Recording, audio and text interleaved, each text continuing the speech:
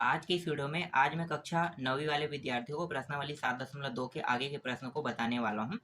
इससे पहले वाले जितने भी प्रश्न हैं 1 से लेकर 9 तक पूरा सॉल्यूशन मैंने बता दिया है। 1 से लेकर 9 तक अगर उनको देखना है तो इस वीडियो के कमेंट में एक लिंक मिल जाएगा। कमेंट से आप लोग लिंक को क्लिक करके पीछे के सारे वीडियो को देख सकते हो। तो चलो 10वां प्रश्न मैं बताता हूँ। 10वां प्रश्न है 10,000 रुपये का 12% वार्षिक ब्याज की दर से 6 माह का चक्रवृद्धि ब्याज ज्ञात कीजिए यदि ब्याज की गणना 6 माही की जाए। तो ब्याज की गणना क्या करना है, 6 माही करना है। तो जो जो दिया है पहले उसको लिख लेते हैं। तो मूलधन कितना दिया है भाई, तो मूलधन का मान जो है वो है, मूलधन को पी से दर्शाते हैं और पी का मान यहाँ पे दिया हुआ है 10,000 रुपया दिया हुआ है। आर दिया हुआ है 12% और एन का मान 6 माह कह रहा है। देखो वर्ष नहीं कह रहा है, क्या कह रहा है, 6 माह कह रहा है। अब यहाँ पे तिमाही गणना करने की बात कर रहा है।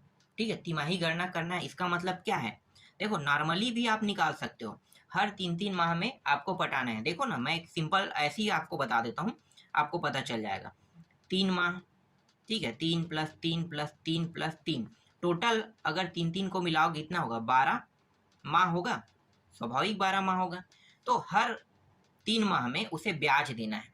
तो कितना दिया जाएगा, तो 3-3 माह में ब्याज देना है, मतलब 12 बटे, अगर आप इसको क्या करो, 1 2 3 4, 4 से डिवाइड कर दो तो क्या निकल जाएगा, यहाँ पे प्रतिशत निकल जाएगा। तो कितना है, देखो यहाँ पे 12% था तो 12 को यहाँ पे मैंने लिखा और 1 2 3 4 कितने बार पटा रहा है, 4 बार पटाएगा। तो जितने बार पटा रहा है उतने से इसको क्या करते हैं, भाग देते हैं। तो भाग देने पे कितना निकल गया, 3% आ गया। मतलब ये हर 3 माह में 3% ब्याज देगा। समझ में आ गया।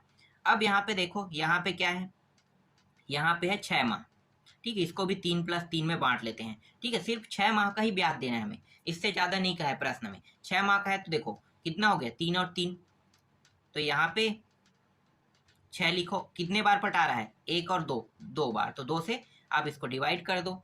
तो सॉरी कितने बार है, 3 2, सॉरी यहाँ पे 3 से डिवाइड करना है क्योंकि 2 बार पटा रहा है ना, तो 2 बार पटा रहा है। तो यहाँ पे देखो जस्ट अपोजिट होगा, यहाँ पे याद रखना। ठीक है, यहाँ पे आप 1 सेकंड ऐसा मत करो, ऐसा करोगे तो आप लोग गलती करोगे। 1 और 2, 2 बार पटा रहा है तो 2 तिमाही लिख लो, ज्यादा अच्छा है, 2 तिमाही। क्योंकि 6 माह है तो 2 बार पटाएगा तो 2 तिमाही पटाएगा सीधा। 1 और 2, एक एक 3 महीने में, ठीक है, एक बार पटाएगा और दूसरे 3 महीने में दूसरी बार पटाएगा, तो 2 बार ही ये पटाएगा। ठीक है, अगर वर्ष दिया रहता तो क्या करते, वर्ष देने पर क्या होता है, वर्ष वाला आप लोगों को पता होगा। यहाँ पे थोड़ा सा यही कंफ्यूजन है, इसे इसी तरह से निचोड़ो जैसा मैं बता रहा हूँ ना वैसे। अगर माह दिया रहेगा ना तो माह वाले को इसी तरह से डिसाइड करना। ठीक है, इस तरह से करोगे तो कभी भी प्रश्न आपका गलती नहीं होगा। कई तरीके हैं इसे हल करने की, हर तरीकों का आपको उपयोग करना सीखना, मतलब उपयोग करना आना चाहिए, तभी आप प्रश्नों को बना पाओगे। ठीक है, तो ये समझ में आ गया। ठीक, चलो आगे बढ़ते हैं। बहुत सिंपल सिंपल तरीके से मैं आपको बता रहा हूँ। अब यहाँ पे मिश्र धन का सूत्र लगाते हैं, जैसे हल करते थे वैसे ही हल करेंगे। P1 + R/100 और यहाँ पे N लिख लेते हैं। A बराबर P का मान कितना है, देखो 10,000 मतलब 10,000। 1 + R का मान कितना है भाई, R का मान यहाँ पे देखो 3%, और यहाँ पे नीचे में 100 है, और यहाँ पे N का मान कितना निकला, 2 बार पटाना है ना, तो 2 आ जाएगा यहाँ पे इस तरह से। आगे इसको हल करते हैं तो ये 10,000,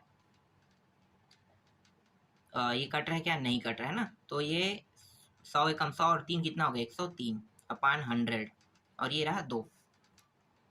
इसे हम लिख सकते हैं 10,000 103/100 गुणित 103/100, इस तरह से लिख सकते हैं। ठीक है, यहाँ पे कोष्टक आपको देने की जरूरत नहीं है, गलती से यहाँ पे कोष्टक का चिन्ह लग गया है। ठीक, गुणा बस कर देना। ठीक है, यहाँ पे 1 0 1 0 कट गया, नीचे से ये दोनों कट गया, यहाँ पे 1 0 1 0 ये भी कट गया, मतलब पूरा 10,000 जो है ना कट गया नीचे से। ठीक, बचा क्या है ऊपर में, ऊपर में बचा है 1,003 और बचा है 1,003। इन दोनों को अगर गुणा करेंगे तो जो मान आएगा उसको मैं डायरेक्ट यहाँ पे लिख देता हूँ, आप लोग गुणा करके देख लेना। ठीक है, तो यहाँ पे आ रहा है 10,609 आ रहा है, 10,609 रुपये। मिश्र धन कितना प्राप्त हुआ, जो ए का मान है उसे हम किससे दर्शाते हैं, ए को मिश्र धन से, तो मिश्र धन का मान प्राप्त हुआ 10,609 प्राप्त हुआ। लेकिन इस प्रश्न में चक्रवृद्धि ब्याज निकालने के लिए कहा है, तो क्या करेंगे, CI निकाल देते हैं भाई। CI मतलब चक्रवृद्धि ब्याज, A माइनस P। A मतलब मिश्र धन में घटाते हैं मूलधन को। तो A का मान कितना है 10,609 माइनस P का मान कितना है, P का मान है, मूलधन का मान 10,000 था, घटा देंगे तो कितना आएगा यहाँ पे, तो यहाँ पे आ रहा है देखो 10,000 में 609 अधिक है तो 609 बस को डायरेक्ट लिख दो ना, तो यहाँ पे आ गया 609। इस तरह से आप इसका आंसर निकाल सकते हो। तो यहाँ पे चक्रवृद्धि ब्याज कितना आया, CI जो है वो 609 आया। समझ में आ गया। चलो आगे देखते हैं अगले प्रश्न को। इसके बाद देखो नेक्स्ट प्रश्न में क्या दिया है भाई, 11वां प्रश्न। तो 11वां प्रश्न में दिया हुआ है, सुरजीत पंजाब नेशनल बैंक में कितना धन जमा करे कि 5% वार्षिक ब्याज की दर से उसे 2 वर्ष में 6,615 रुपया प्राप्त हो। यहाँ पे देखो मूलधन नहीं दिया है, प्राप्त हो कह रहा है, मतलब क्या है कि 6,615 जो है वो क्या हो सकता है, यहाँ पे चक्रवृद्धि ब्याज की जिक्र तो नहीं किया है, मतलब ये मिश्र धन ही होगा। ठीक है, तो यहाँ पे आपको मूलधन को इस तरह से लिखना है और प्रश्नवाचक लगा देना है, क्योंकि यहाँ पे मूलधन का मान नहीं दिया है। ठीक है, पटाने वाली बात कर रहे हैं, 6,615 रुपया ये कुल पटा रहा है मान लो, तो मूलधन क्या करना है इसमें ज्ञात करना है। और आर का मान कितना है 5%, और समय मतलब एन का मान 2 वर्ष दिया है, और दिया क्या है ए का मान दिया हुआ है, ए है 6,615। जो 6,615 रुपया है ना वो ए का मान है। तो कैसे आप ज्ञात करोगे, तो मिश्र धन, यहाँ पे मिश्र धन दिया है तो सूत्र तो मिश्र धन का लगाएंगे, आसानी से मूलधन ज्ञात हो जाएगा। सेम सूत्र है, कोई भी चेंजेस आपको नहीं करना। चलो मैं आपको बताता हूँ। देखो मिश्र धन का सूत्र ये रहता है, P रहता है। ठीक है, P के बाद 1 प्लस R अपान क्या रहेगा 100। ठीक है, और यहाँ पे N का मान रहेगा। यहाँ पे देखो, यहाँ पे वर्ष किसमें दिया है 2 वर्ष, और कहीं पे भी गणना जो है ना प्रश्न में तिमाही 6 माही नहीं का है, तो यही आंसर, यही चीज लेकर हमें चलना है। अगर कहता तो थोड़ा सा हम क्या करते हैं इन दोनों को चेंज करते, लेकिन कुछ भी नहीं कहा है, इसलिए कुछ कहीं पे भी आपको चेंज करने की आवश्यकता नहीं है। ठीक है, मानों को रखते जाओ। तो यहाँ पे 6,615 है तो यहीं पे रखेंगे 6,615 यहाँ पे रहेगा, क्योंकि ए का साइड है ये। पी का मान ज्ञात करना है, जैसा है वैसा रखो। 1 प्लस आर का मान कितना है भाई 5%, 5/100, और एन का मान 2 है। 6,615 बराबर पी का मान जैसा है वैसा रहेगा, 5 एकम 5 बीसम, 20 एकम 20 और 1 21, 21 बटे कितना आ गया 20, और यहाँ पे 2 घात रहेगा 6,615। ठीक है, यहाँ पे P, और यहाँ पे इसे कैसे लिख सकते हैं 21/20, और इसे 21/20 आप इसे इस प्रकार से लिख सकते हो। ठीक है, तो इस तरह से आप लिख लो। ठीक है, अब यहाँ पे देखो P जो है मुझे क्या करना है, P का मान निकालना है, तो P को क्या करेंगे अकेला करेंगे ना, तो अकेला करेंगे तो यहाँ पे इस साइड में P बस बचेगा, और यहाँ पे क्या है 6,615 है, और जो ऊपर में मान दिया है वो कहाँ पे आता है नीचे में आता है, और नीचे का मान ऊपर तिरिया गुणा होगा ना, यहाँ पे गुणा के रूप में मतलब क्या है तिरिया गुणा, तो 20 कहाँ पे आ गया ऊपर में चला जाएगा, और नीचे में आ जाएगा 21 गुणित 21 आ जाएगा। ठीक है, समझ में आ गया, नीचे में आ जाएगा 21 गुणित 21 आ जाएगा इस तरह से। अब आपको क्या करना है, इन दोनों को भाग देके देखना है, बारी बारी से भाग दोगे तो ये भाग चला जाएगा 21 गुणित 21, दोनों को अगर गुणा करोगे कितना मान आएगा, तो चलो यहाँ पे मैं डायरेक्ट लिख देता हूँ, इन दोनों को गुणा करेंगे तो ये हो जाएगा 0 0 और 2 दूनी 4।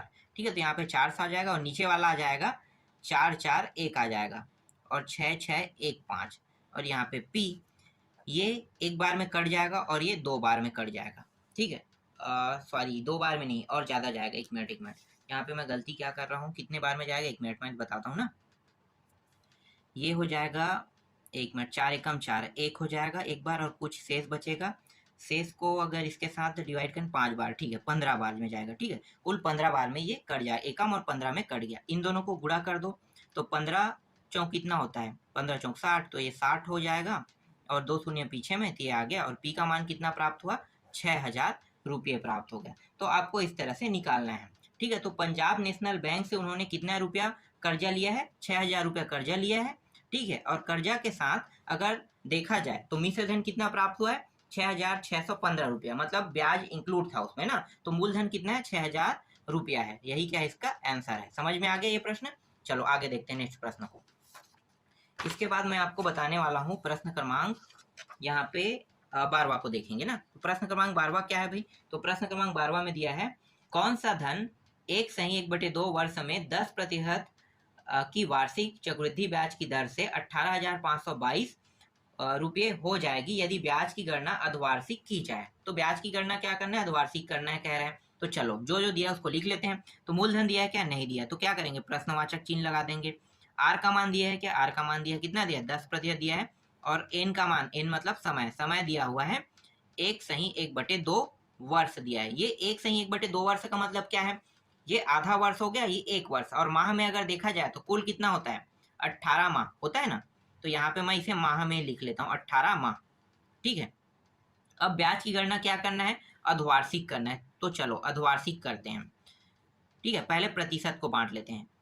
तो एक साल में कितने बार पटाएगा भाई, एक सेकेंड, एक साल में कितने माह होता है ये मुझे बताओ। 12 माह होता है। तो क्या मैं इसे 6-6 माह में बांट सकता हूँ, बिल्कुल बांट सकता हूँ, क्योंकि 6-6 माह में मुझे ब्याज पटाना है। तो 6 और 6 कितना हो गया, 12 हो गया, 12 माह। ठीक है, अब यहाँ पे प्रतिशत कितना दिया है, 10 दिया है। कितने बार पटा है, 1 और 2, एक साल में 2 बार पटा रहे हैं, तो 2 से इसको भाग दे देना है। 2 एकम 2 पंचे, तो यहाँ पे आ गया 5% आ गया। समझ में आ गया 5% कैसे हुआ। ये जो 10% है इसको 2 बार पटाएंगे, एक 6 माह में 5 बार और दूसरी 6 माह में 5 बार, इस तरह से ये 5% आ गया। 1 और 2, 2 से आप डिवाइड कर दो। अब यहाँ पे कितने माह है देखो, 18 माह। तो 18 माह मतलब इसे कैसे लिख सकते हो, 6 + 6 + 6। ठीक है, हर 6-6 माह में पटा रहे हैं, तो 1 2 कितने बार पटा रहे हो, 3 बार, तो 3 6 माही। ठीक, इस तरह से भी आप निकाल सकते हो। कितने बार पटा रहे हो, 3 6 माही। ठीक है, 3 बार आप पटाओगे, हर 6-6 माह में 1 बार। तो देखो, 1 बार, दूसरी बार, तीसरी बार, तो 3 बार कुल आप क्या करोगे, ब्याज पटाओगे। समझ में आ गया। अब देखो मिश्र धन दिया है क्या, मिश्र धन दिया है, कितना दिया है, 18,522 रुपए दिया है मिश्र धन। तो निकालना क्या है, मूलधन ज्ञात करना है। चलो अब आसान हो गया। सूत्र क्या है, मिश्र धन का सूत्र लगा दो, P1 + R/, ये रहा 100। और n का मान कितना है भाई, यहाँ पे देखो, पहले n ऐसे ही लिख लेते हैं। ठीक है, अब मानों को रखेंगे। तो ये रहा 18,522। P का मान ज्ञात करना है 1 + R का मान कितना है, आर का मान, एक सेकंड, यहाँ पे है 5%, तो डायरेक्ट यहाँ पे 5% लिख लेते हैं। और ये 100। एन का मान यहाँ पे कितने हैं, 3 छमाही, मतलब 3 छमाही पटाओगे तो 3 आपको लिखना होगा। ठीक है, यहाँ पे देखो 5 एकम 5 बीसम कट गया, तो यहाँ पे मान आ रहा है 18,522 बराबर पी का मान ज्ञात करना है। और ये होगा 20 एकम 20 और 21, 21/20। और ये कितने बार पटा रहा है, 3 बार। ठीक है, यहाँ पे 18,522 और P गुणित 21/20 गुणित 21/20 गुणित 21/20, इस तरह से हो गया। यहाँ पे P जो है इसके साथ इंक्लूड है, मतलब क्या करेंगे, P का मान निकालेंगे तो P को अकेला चाहिए ना। तो P जब तक कि अकेला नहीं होगा तब तक हम P का मान नहीं निकाल सकते, तो P को कर दो अकेला। अब यहाँ पे जो 20 गुणित 20 गुणित 20 नीचे में है, तो ये क्या होगा, ये ऊपर चला जाएगा, किसके बराबर चला जाएगा, 18,522 के। तो यहाँ पे लिखो 18,522 के बराबर 20 गुणित 20 गुणित और 20 गुणित। यहाँ पे तिर्या गुणा नियम लागू हुआ है, और ऊपर का मान क्या होता है, नीचे आ जाता है। ऐसा क्यों होता है, ऐसा तभी होता है जब मान जो है ना गुणा के रूप में हो या भाग के रूप में हो, तभी तिर्या गुणा नियम लागू होता है। जोड़ने या घटाने के रूप में होने पर पक्षांतर नियम लागू होता है। समझ में आ गया। चलो आगे हल करते हैं। ये रहा, ठीक है, ये 21 21 21 अगर तीनों को गुणा करोगे एक साथ, तो जो मान प्राप्त होगा वो इसको 2 बार में काट देगा पूरा का पूरा। तो यहाँ पे कितना बचा, यहाँ पे बचा सिर्फ 2 गुणित, यहाँ पे 20 गुणित 20 गुणित और 20 बराबर यहाँ पे P अकेला है, P का मान ही ज्ञात करना है। अब इन सभी को गुणा कर दो, तो गुणा करने पे मान कितना आएगा, इन सभी का गुणा करने पे आएगा ये 2 4 और ये 8 दूनी 16, मतलब 16,000 आ जाएगा यहाँ पे, 1 2 3 0। ठीक है, 16,000 यहाँ पे आंसर आ गया। ठीक, तो मूलधन निकालना था, मूलधन पता चल गया। मूलधन कितना आया, 16,000 रुपये आया। यही क्या है, इसका आंसर है। और इस प्रश्न में यही मान निकालने के लिए कहा था। चलो ठीक, आगे देखते हैं। इसके बाद देखो 13वां प्रश्न देखते हैं। 13वां प्रश्न में क्या दिया है भाई, तो 13वां प्रश्न को देखो, एक सेकेंड मैं बताता हूँ अभी। ठीक है, 13वां प्रश्न में दिया है, कबीर ने मोटरसाइकिल खरीदने हेतु इंडियन बैंक से 15,625 रुपये उधार लिए। ठीक है, 15,625 रुपये मूलधन है ये ना, उधार लिए। 3 वर्ष बाद उसने बैंक को 17,576 रुपये लौटाए, मतलब ब्याज के साथ लौटा रहा है। यहाँ पे मूलधन और मिश्रधन दोनों दिया हुआ है। तो बैंक द्वारा निर्धारित ब्याज की दर ज्ञात करना है। तो इस बार क्या ज्ञात करना है, दर मतलब आर का मान। देखो बहुत आसान प्रश्न है। यहाँ पे पी का मान कितना दिया है, 15,625 दिया हुआ है। ठीक है, आर का मान निकालना है। आर का मान पता नहीं है तो प्रश्नवाचक लगा दो। एन का मान कितना दिया, 3 वर्ष दिया हुआ है।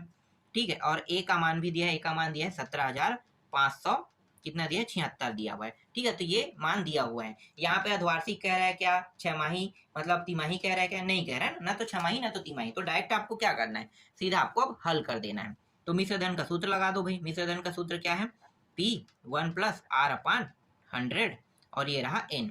ए का मान कितना है देखो 17,576 है। P का मान यहाँ पे 15,625 है। 1 प्लस आर का मान दिया है क्या, नहीं दिया, इसे ज्ञात करना है। और ये रहा 100 और N का मान कितना है, 3 वर्ष है। ठीक, इसके बाद यहाँ पे 17,576 इसे मुझे इस साइड लाना है। तो क्या करेंगे, ये देखो ये दोनों बराबर में है तो यहाँ पे ये गुणा के रूप में इसके साथ मतलब तिरिया गुणा होगा, नीचे में आ जाएगा। तो यहाँ पे 15,625 नीचे में आ गया। यहाँ पे बचा क्या, 1 प्लस आर अपान यहाँ पे 100 बचा है। ठीक है, ये रहा 3। इसको 3 घातों में अब बांटना है। ठीक, अब इसे 3 घातों में बांटो भाई। तो ये कितने का होता है, तो मुझे लगभग पता है कि ये होता है 25 का होता है 25 का। अगर 3 बार गुणा करेंगे ना तो इतना आएगा। ठीक है, लगभग देखो 15 है, 625 है, तो देखो 625 को अगर 2 बार गुणा करो मतलब 25 गुणित 25 गुणा करोगे 625 आएगा, स्वाभाविक है। तो यहाँ पे अगर 625 दिया है इसका मतलब ये 25 को 3 बार गुणा कर रहा है। तो यहाँ पे ये 25 का घात हो जाएगा। ठीक है, 25 हो गया। अब यहाँ पे देखो, यहाँ पे क्या होगा, जब 25 है तो डेफिनेटली ये ज्यादा अंतर नहीं है। ठीक है, 2-3 हजार का अंतर, मतलब ये कितना होगा, 26 होगा। स्वाभाविक बात है। ये इस तरह से तर्क लगा के आप निकाल सकते हो। हमेशा नीचे का मान डिसाइड करेगा ना, ऊपर के मान को आप आसानी से नहीं निकाल सकते। नीचे के मान अगर निकालोगे तो आपको पता चल जाएगा कि ऊपर में कौन सा अंक रहेगा। ठीक है, तो नीचे में मुझे पता चल गया कि ये 25 का है। मतलब क्या करूंगा मैं, 25 का है मतलब ये ऊपर में 26 डेफिनेटली होगा। तो ये 26 का क्या हो गया, 26 और 25 का 3 घात बन गया। ठीक, अब आगे यहाँ पे देखो 1 प्लस आर अपान क्या करेंगे, 100 करेंगे। ठीक है, ये हो गया। अब यहाँ पे कितने घात है, 3 घात है। घात और घात देखो दोनों में समान है, मतलब क्या हो जाएगा, कट जाएगा दोनों से घात। तो बचेगा क्या, यहाँ पे 26 अपान 25 बचेगा और यहाँ पे 1 प्लस आर अपान 100 बचेगा। ठीक है, इस एक को देखो क्या है, प्लस के रूप में, मतलब क्या करेंगे, यहाँ पे पक्षांतर नियम, तो इस साइड आ जाएगा। तो ये 26 है और नीचे में 25, ये एक ही साइड आके माइनस हो जाएगा और यहाँ पे आर अपान सिर्फ 100 बचेगा। यहाँ पे कुछ नहीं, मतलब 1 है। तो क्या करेंगे, नीचे के दोनों मान बराबर है क्या, हर बराबर नहीं, तो पहले हर को बराबर करते हैं, तभी ये जुड़ सकता है, घट सकता है। तो हर को बराबर करने का तरीका है, इस 25 को ऊपर नीचे दोनों में गुणा कर दो, इस 1 का ऊपर नीचे यहाँ पे गुणा। तो ये जैसा है वैसा आएगा 1 का गुणा करने पर, और इसका गुणा करने पर 25 और ये 25 इस तरह से हो गए। और यहाँ पे है आर अपान 100। मैं थोड़ा सा फास्ट हल कर रहा हूँ ना, क्योंकि बैटरी भी नहीं है, मोबाइल में खत्म होने वाला है, इसलिए थोड़ा फास्ट हल कर रहा हूँ। आप लोगों को समझ में आ गया होगा तिर्या गुणा पक्षांतर, इसलिए आप लोगों को यहाँ पे कोई ज़्यादा दिक्कत नहीं होगा। ठीक है, हर वीडियो में मैं बार बार वही चीज़ समझाते रहता हूँ। अब ये हो गया 26 माइनस 25 और ये हो गया आर अपान 100। घटा दोगे कितना बचेगा, 1 अपान 25 बचेगा। ठीक है, और यहाँ पे आर अपान 100 देखो आर के साथ भाग के रूप में है, तो ये क्या होगा, आर को मुझे अकेला चाहिए तो तिर्या गुणा के रूप में ऊपर चला जाएगा। तो ये हो जाएगा 100 गुणित 100 होगा और यहाँ पे 25।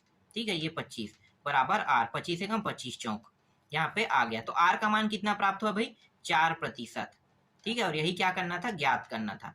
समझ में आया, बहुत आसान प्रश्न है। ठीक है, बाकी जितने भी प्रश्न बचे उसको आपको मैं नेक्स्ट वीडियो में बताऊंगा।